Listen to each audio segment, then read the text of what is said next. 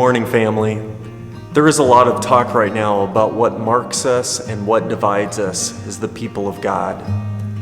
But we as pastors here at Harrisonburg Mennonite Church want to talk first and foremost about what centers us, what unites us as the people of God.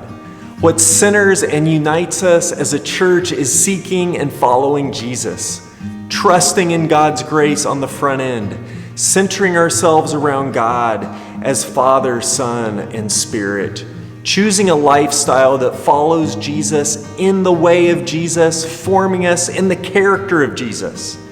And this requires setting spiritual rhythms that shape our thoughts and actions every single day, which is hard right now when a pandemic is disrupting our traditional spiritual rhythms.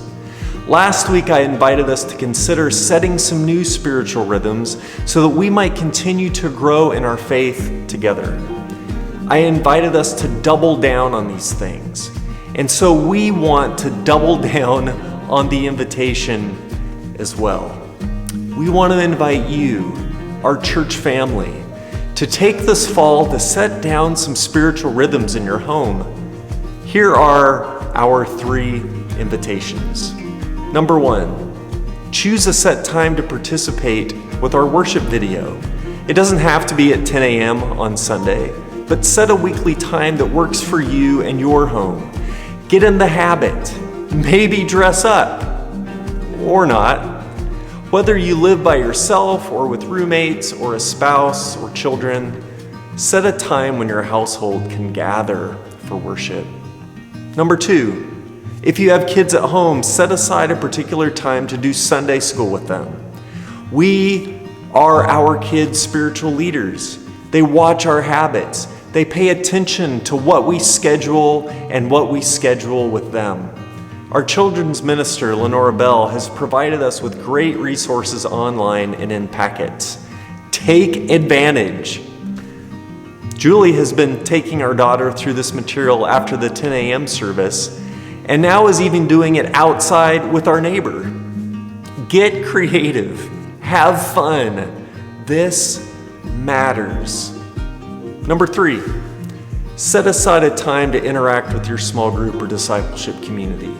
Meet Wheatley on Zoom. Grab a jacket and hand warmers if you must, and meet outside.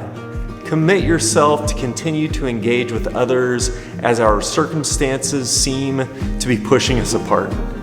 If you aren't a part of a small group or discipleship community, sign up online or contact us here at the office and we'll help you out. This is how spiritual growth works, and we want to walk with you in that. There are so many ways we can set rhythms of spiritual growth.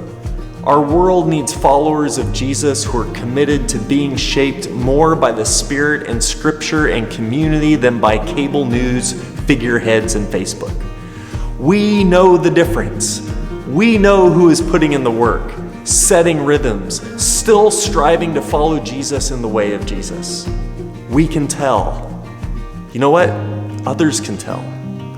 We need to be living into the spiritual rhythms that form us into the body that reveals Jesus everywhere we go.